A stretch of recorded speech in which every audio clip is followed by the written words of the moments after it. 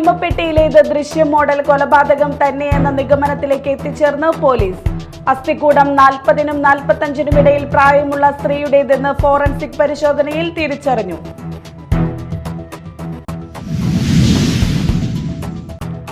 American കമ്പനിയിൽ നിന്നും CPM 4 കോടി ഫണ്ട് കൈപ്പറ്റിയെന്ന് ശോഭാ സുരേന്ദ്രൻ. മുഖ്യമന്ത്രിയും CPMഉം അറിഞ്ഞുകൊണ്ട് വലിയ കച്ചവടം നടത്തിയെന്നും ശോഭാ സുരേന്ദ്രൻ.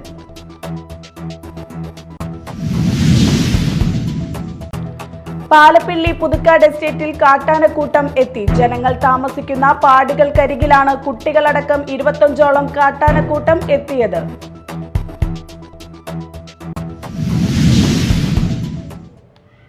നമസ്കാരം, ന്യൂസ് റൗണ്ടപ്പിലേക്ക് സ്വാഗതം. വിശദമായ വാർത്തകളിലേക്ക് പോകാം. തൃശൂർ എരുമപ്പെട്ടിയിൽ ആൾതാമസമില്ലാത്ത വീടിന്റെ തറ പൊളിച്ചപ്പോൾ അസ്ഥിക്കൂടം കണ്ടെത്തിയ സംഭവത്തിൽ അന്വേഷണം ഊർജിതമാക്കി പോലീസ്. അസ്ഥിക്കൂടം സ്ത്രീയുടേതെന്ന് ഫോറൻസിക് പരിശോധനയിൽ തിരിച്ചറിഞ്ഞു. എരുമപ്പെട്ടിയിലേത് ദൃശ്യം മോഡൽ കൊലപാതകം തന്നെയെന്ന നിഗമനത്തിലേക്ക് എത്തിച്ചേരുകയാണ് പോലീസ്. 40-നും 45-നും ഇടയിൽ പ്രായമുള്ള 153 സെന്റിമീറ്റർ ഉയരമുള്ള സ്ത്രീയുടേതെന്നാണ് കണ്ടെത്തൽ. വർഷങ്ങളായി വാടകയ്ക്ക് നൽകുകയായിരുന്ന വീട്ടിൽ ഇതുവരെ താമസിച്ചിട്ടുള്ളവരെ കേന്ദ്രീകരിച്ചാണ് പോലീസ് അന്വേഷണം. എരുമപ്പെട്ടിയിലേത് ദൃശ്യം മോഡൽ കൊലപാതകം തന്നെ എന്ന നിഗമനത്തിലേക്ക് എത്തിച്ചേർന്നിരിക്കുകയാണ് പോലീസ്. വീടിന്റെ തറ പൊളിച്ചപ്പോൾ കണ്ടെത്തിയ അസ്ഥികൂടം സ്ത്രീയുടേതാണ് എന്ന് പരിശോധനയിൽ തെളിഞ്ഞു. 40-നും 45-നും ഇടയിൽ പ്രായമുള്ള 153 സെന്റിമീറ്റർ ഉയരമുള്ള സ്ത്രീയുടേതാണെന്നാണ് കണ്ടെത്തൽ. പായയിൽ പൊതിഞ്ഞ നിലയിൽ ഉണ്ടായിരുന്ന അസ്ഥികൂടത്തിനൊപ്പം കണ്ടെത്തിയ ഏലസിൽ അറബി വാക്കുകൾ എഴുതിയിട്ടുണ്ട്. ഈ വിവരങ്ങളുടെയൊക്കെ അടിസ്ഥാനത്തിലാണ് അന്വേഷണം പുരോഗമിക്കുന്നത്. 8 വർഷത്തിനിടെ വീട്ടിൽ വാടകയ്ക്ക് താമസിച്ചിട്ടുള്ളത് 6 കുടുംബങ്ങൾ. പലപ്പോഴായി ഇതര സംസ്ഥാന തൊഴിലാളികളും വാടകയ്ക്ക് എത്തിയിട്ടുണ്ട്. ആദ്യം ഇതര സംസ്ഥാന തൊഴിലാളികളെ കേന്ദ്രീകരിച്ച് അന്വേഷണം നടത്തിയിരുന്നുവെങ്കിലും കൃത്യത്തിന് പിന്നിൽ മലയാളി തന്നെ എന്നാണ് പോലീസ് നിഗമനം. എവിടെ പലപ്പോഴായി വാടകയ്ക്കെത്തിയ സ്ത്രീകൾ നിലവിൽ എവിടെയെന്ന് പോലീസ് അന്വേഷിക്കുന്നുണ്ട്. ഇതിനിടെ ഈ വീട്ടിൽ വാടകയ്ക്ക് താമസിച്ചിരുന്ന ഒരാൾ ഒന്നിലധികം സ്ത്രീകളെ വിവാഹം ചെയ്തിരുന്നതായി പോലീസ് കണ്ടെത്തി. കുട്ടനാട് സ്വദേശിയായ ഇയാൾ മരണപ്പെട്ടിരുന്നു. ഫോറൻസിക് സംഘത്തിന്റെ ശാസ്ത്രീയ പരിശോധനകൾ പുരോഗമിക്കുകയാണ്. കൂടുതൽ പരിശോധനയിലൂടെ മരണകാരണം അടക്കം വ്യക്തമാകും. അസ്ഥികൂടത്തിന്റെ കാലപ്പഴക്കം കണ്ടെത്തുന്നതും നിർണായകമാണ്. കഴിഞ്ഞ ഞായറാഴ്ചയാണ് എരുമപ്പെട്ടിയിലെ ആൾതാമസമില്ലാത്ത വീട്ടിൽ അറ്റകുറ്റപ്പണി നടത്തുന്നതിനിടെ അസ്ഥികൂടം കണ്ടെത്തിയത്. മണ്ണിട്ട് മൂടിയ കുഴി മണ്ണ് കുഴച്ച് തേച്ച് അടച്ച നിലയിലായിരുന്നു. കുന്നംകുളം SP-ക്കാണ് കേസിന്റെ അന്വേഷണ ചുമതല. Media time, Thrissur. പത്രവിതരണക്കാരനെ വെട്ടിക്കൊലപ്പെടുത്താൻ ശ്രമിച്ച കേസിൽ ഒരു പ്രതി കൂടി അറസ്റ്റിൽ. ആലത്തൂർ മേലടൂർ സ്വദേശി മാണിക്കത്തുപറമ്പിൽ വീട്ടിൽ ബെൻസിയെയാണ് പ്രത്യേക അന്വേഷണ സംഘം അറസ്റ്റ് ചെയ്തത്. ഈ കേസിലെ 1-ാം പ്രതിയായ കുരുവിലശ്ശേരി വില്ലേജ് വലിയപറമ്പ് സ്വദേശി പനവടലി വീട്ടിൽ തപസ് വേലുവിനെ മുമ്പ് അറസ്റ്റ് ചെയ്ത് റിമാൻഡ് ചെയ്തിരുന്നു. അന്നമനട മേലടൂർ ജംഗ്ഷനിൽ വെച്ച് മേലടൂർ സ്വദേശിയെ മാരകായുധം ഉപയോഗിച്ച് വെട്ടിപ്പരിക്കേൽപ്പിച്ച് കൊലപ്പെടുത്താൻ ശ്രമിച്ച കേസിലാണ് 2-ാം പ്രതിയായ ആലത്തൂർ മേലടൂർ സ്വദേശി മാണിക്കത്തുപറമ്പിൽ വീട്ടിൽ ബെൻസിയെ അറസ്റ്റ് ചെയ്തത്. നടപടിക്രമങ്ങൾക്കു ശേഷം പ്രതിയെ കോടതിയിൽ ഹാജരാക്കും. ഈ കേസിലെ 1-ാം പ്രതിയായ കുരുവിലശ്ശേരി വില്ലേജ് വലിയപറമ്പ് സ്വദേശി പനവടലി വീട്ടിൽ തപസ് വേലുവിനെ മുമ്പ് അറസ്റ്റ് ചെയ്ത് റിമാൻഡ് ചെയ്തിരുന്നു. കഴിഞ്ഞ ജനുവരി 24-ന് പുലർച്ചെ 3 മണിയോടെയായിരുന്നു സംഭവം. മേലടൂർ സ്വദേശി പ്ലാശ്ശേരി വീട്ടിൽ വർഗീസിനെയാണ് 1-ാം പ്രതി വാൾ പോലുള്ള മാരകായുധം ഉപയോഗിച്ച് ആക്രമിച്ച് ഗുരുതരമായി പരിക്കേൽപ്പിച്ചത്.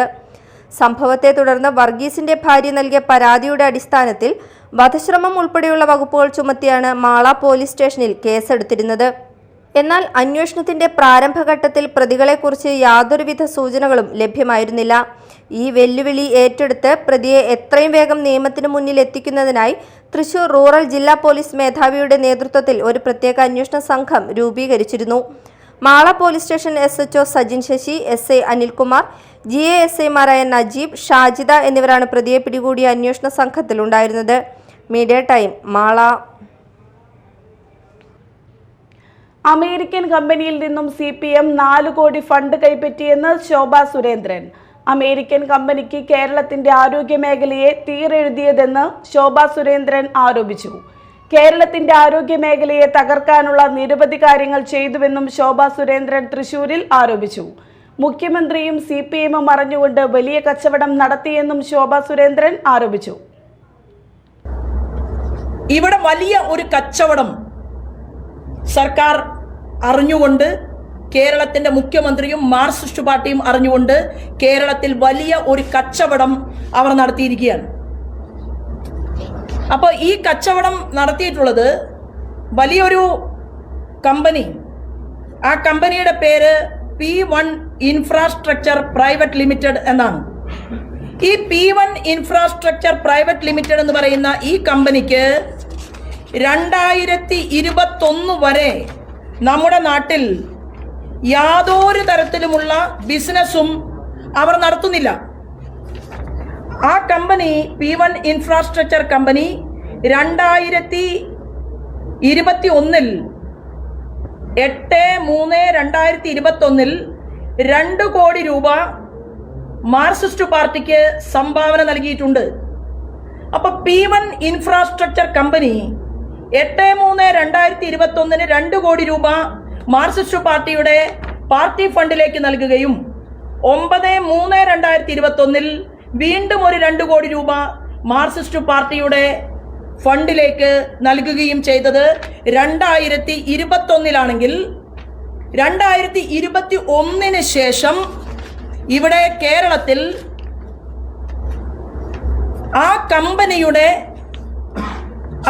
ഒരു ഉപകമ്പനിയാണ്. ബ്ലാക്ക് സ്റ്റോൺ എന്ന് പറയുന്ന അമേരിക്കയിലെ വലിയ ഒരു കമ്പനിയുടെ ഉപകമ്പനിയാണ് P1 ഇൻഫ്രാസ്ട്രക്ചർ. ആ വലിയ കമ്പനി ഈ ഉപകമ്പനിയെ മുന്നിൽ നിർത്തിക്കൊണ്ട് Blackstone owned health platform quality care to buy KIMS Kerala, കേരളത്തിലെ 10ഓളം വരുന്ന പ്രൈവറ്റ് കമ്പനികളെ അവർ വാങ്ങിയിരിക്കുകയാണ്. അപ്പോൾ അതിൻ്റെ പേപ്പറുകൾ ഈ പത്രസമ്മേളനത്തിന് ശേഷം ഞാൻ നിങ്ങൾക്ക് കൈമാറുന്നുണ്ട്. കൊച്ചിൻ മലബാർ റബ്ബർ എസ്റ്റേറ്റിൽ പാലപ്പിള്ളി പുതുക്കാട് എസ്റ്റേറ്റിൽ കാട്ടാനക്കൂട്ടം എത്തി. ഇന്ന് രാവിലെ ജനങ്ങൾ താമസിക്കുന്ന പാടുകൾക്കരികിലാണ് കാട്ടാനക്കൂട്ടം എത്തിയത്. കുട്ടികളടക്കം 25ഓളം കാട്ടാനകളാണ് ഈ മേഖലയിൽ തമ്പടിച്ചിരിക്കുന്നത്. തോട്ടം തൊഴിലാളികൾ ഭീതിയോടെയാണ് ഇവിടെ കഴിയുന്നത്.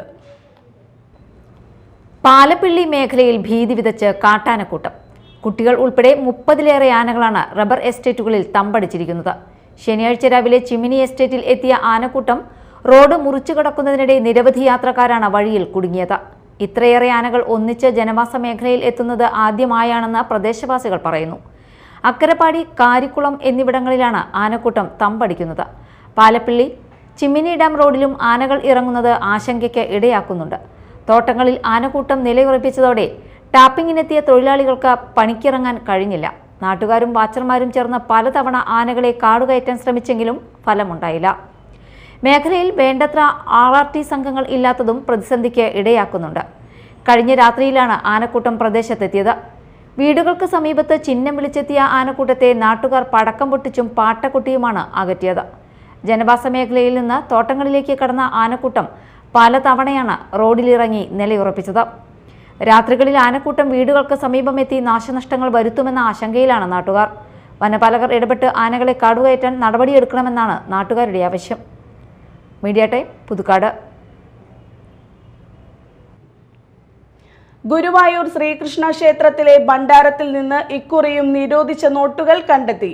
ഫെബ്രുവരി മാസത്തെ ഭണ്ഡാരം വരവ് എണ്ണിത്തിട്ടപ്പെടുത്തുമ്പോഴാണ് നിരോധിച്ച നോട്ടുകൾ കണ്ടെത്തിയത്.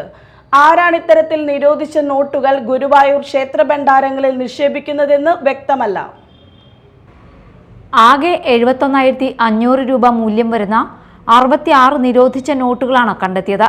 ഇതിൽ 33 500 രൂപയുടെ നോട്ടുകളാണ്. അവശേഷിക്കുന്ന 33-ൽ 22 2000 രൂപയുടെ നോട്ടുകളും 11 11,000 രൂപയുടെ നോട്ടുകളുമാണ്. കഴിഞ്ഞ മാസങ്ങളിലെല്ലാം ഇതേ നിലയിൽ ഭണ്ഡാരത്തിൽ നിന്ന് നിരോധിച്ച നോട്ടുകൾ കണ്ടെത്തിയിരുന്നു. ആരാണ് ഇത്തരത്തിൽ നിരോധിച്ച നോട്ടുകൾ ഗുരുവായൂർ ക്ഷേത്ര ഭണ്ഡാരങ്ങളിൽ നിക്ഷേപിക്കുന്നതെന്ന് വ്യക്തമല്ല. അതേസമയം ഫെബ്രുവരി മാസത്തിൽ ഭണ്ഡാരമെണ്ണൽ പൂർത്തിയായപ്പോൾ ആകെ 6,66,59,823 രൂപയാണ് ക്ഷേത്രത്തിലേക്ക് സമർപ്പിക്കപ്പെട്ടത്. ഇതിനു പുറമെ 1,8927 കിലോഗ്രാം സ്വർണവും 28.810 കിലോ വെള്ളിയും ഭണ്ഡാരത്തിലെത്തി. ധനലക്ഷ്മി ബാങ്ക് ഗുരുവായൂർ ശാഖയ്ക്കായിരുന്നു ഫെബ്രുവരി മാസത്തെ ഭണ്ഡാരം വരവെണ്ണൽ ചുമതല. ഈ ഭണ്ഡാരങ്ങൾ വഴിയും ക്ഷേത്രത്തിലേക്ക് പണമെത്തി. കിഴക്കേ നടയിലെ SBI ശാഖയിലെ അക്കൗണ്ടിൽ 2,07,164 രൂപയും ഇവിടെ തന്നെയുള്ള പഞ്ചാബ് നാഷണൽ ബാങ്കിലെ ഈ ഭണ്ഡാരം വഴി 51,559 രൂപയും ക്ഷേത്രത്തിന് ലഭിച്ചു. പടിഞ്ഞാറൻ നടയിലെ UBI ബാങ്ക് ശാഖയിലെ ഈ ഭണ്ഡാരത്തിൽ 86,673 രൂപ ലഭിച്ചു. ഇന്ത്യൻ ബാങ്കിലെ ഈ ഭണ്ഡാരം വഴി 8,603 രൂപയും ICICI ബാങ്കിലെ ഈ ഭണ്ഡാരം വഴി 97,082 രൂപയും ധനലക്ഷ്മി ബാങ്കിലെ ഈ ഭണ്ഡാരം വഴി 1,72,550 രൂപയുമാണ് ഗുരുവായൂർ ക്ഷേത്രത്തിന് ലഭിച്ചത്. Media time, Guruvayur. വാർത്തകൾ ഒറ്റനോട്ടത്തിൽ.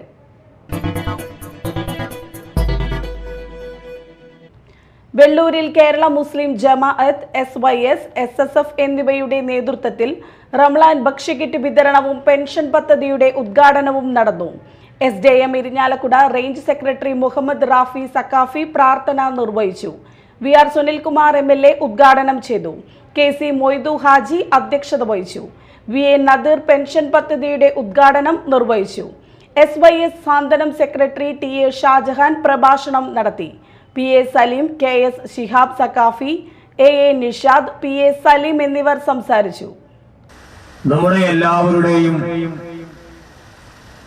ജീവന്റെ ഒരു ഭാഗമായി നമ്മൾ കാണുന്ന ഒരു മഹത്തായ ബൃഹത്തായ പരിപാടിയാണ്. പരിശുദ്ധ ഖുർആൻ കഴിഞ്ഞാൽ ഏറ്റവും പ്രാമാണികമായ ഇസ്ലാമിക ഗ്രന്ഥമാണ് സ്വഹീഹുൽ ബുഖാരി എന്ന് പറയുന്ന ഹദീസ് ഗ്രന്ഥം.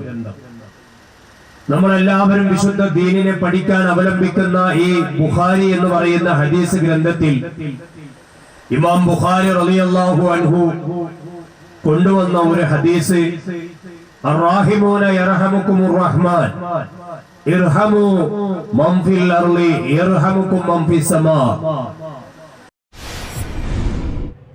കൊറ്റക്കുളം മുതൽ കോട്ടപ്പുറം വരെ നഗസ്നാൽ ഹൈവേ 66 നിർമ്മാണത്തിലെ മെല്ലെപ്പോക്ക് അവസാനിപ്പിക്കുക, ജനങ്ങളുടെ യാത്രാ ദുരിതം നൽകുന്ന പൊടിയും ചെളിയും നിയന്ത്രിക്കുക, പൊട്ടിപ്പൊളിഞ്ഞ സർവീസ് റോഡുകൾ സഞ്ചാരയോഗ്യമാക്കുക എന്നീ ആവശ്യങ്ങൾ ഉയർത്തിക്കൊണ്ട് DYFI കൊടുങ്ങല്ലൂർ ബ്ലോക്ക് കമ്മിറ്റി പ്രതിഷേധം സംഘടിപ്പിച്ചു.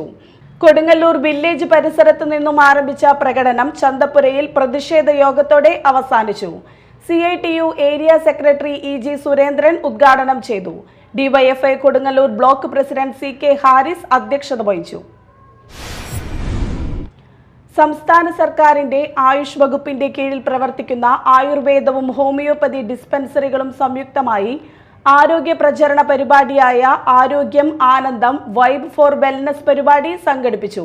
അഴിക്കോട് മുനക്കൽ ബീച്ചിൽ നടത്തിയ പരിപാടി MLA ടൈസൺ ഉദ്ഘാടനം ചെയ്തു.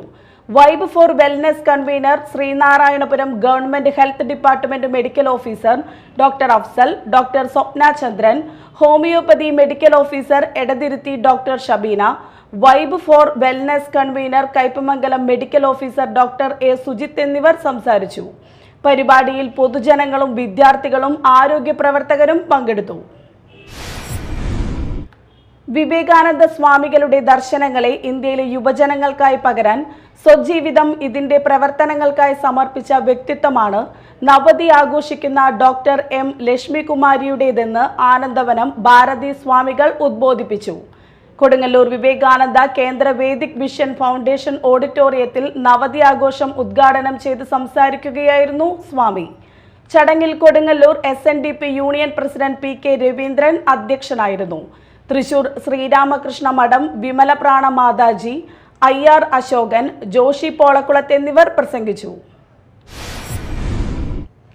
ഫ്രാൻസിസ്കൻ അൽബേർണിയ കോൺഗ്രിഗേഷൻ ചാലക്കുടി കോൺവെന്റ് ലഹരിക്കെതിരെ സന്യസ്തരുടെ നേതൃത്വത്തിൽ ലഹരി വിരുദ്ധ പ്രാർത്ഥനാ റാലി നടത്തി.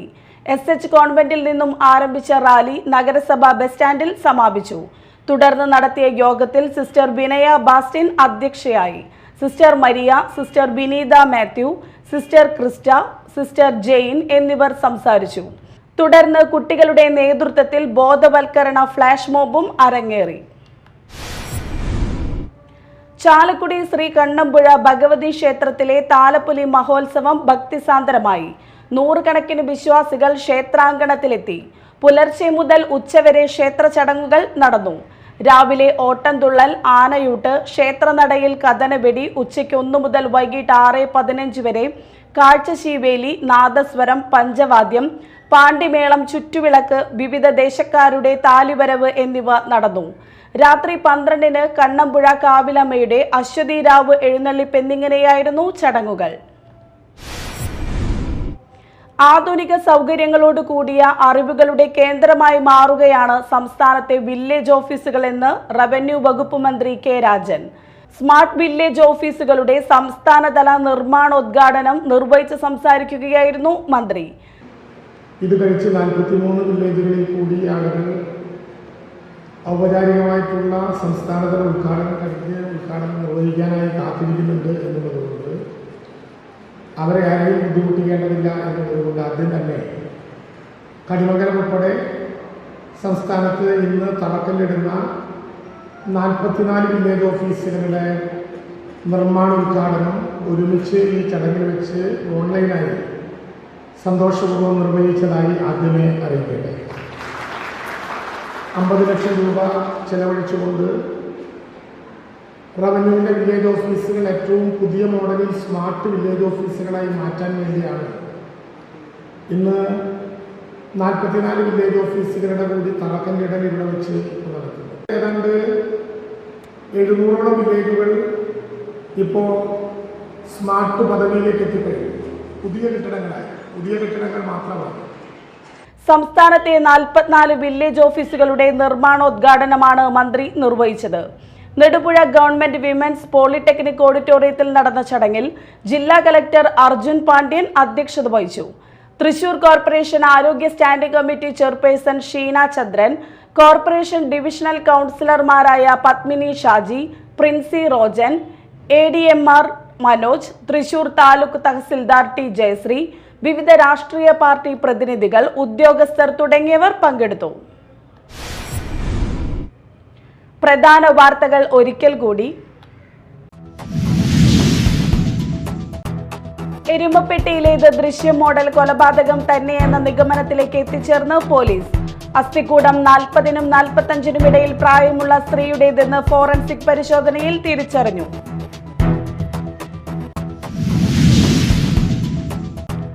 അമേരിക്കൻ കമ്പനിയിൽ നിന്നും CPM 4 കോടി ഫണ്ട് കൈപ്പറ്റിയെന്ന് ശോഭാ സുരേന്ദ്രൻ. മുഖ്യമന്ത്രിയും CPM-ഉം അറിഞ്ഞുകൊണ്ട് വലിയ കച്ചവടം നടത്തിയെന്നും ശോഭാ സുരേന്ദ്രൻ.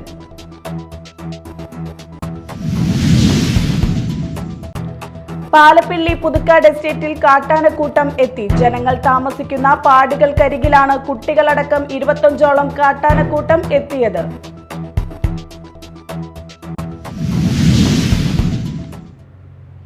ന്യൂസ് റൗണ്ടപ്പ് സമാപിച്ചു. നമസ്കാരം.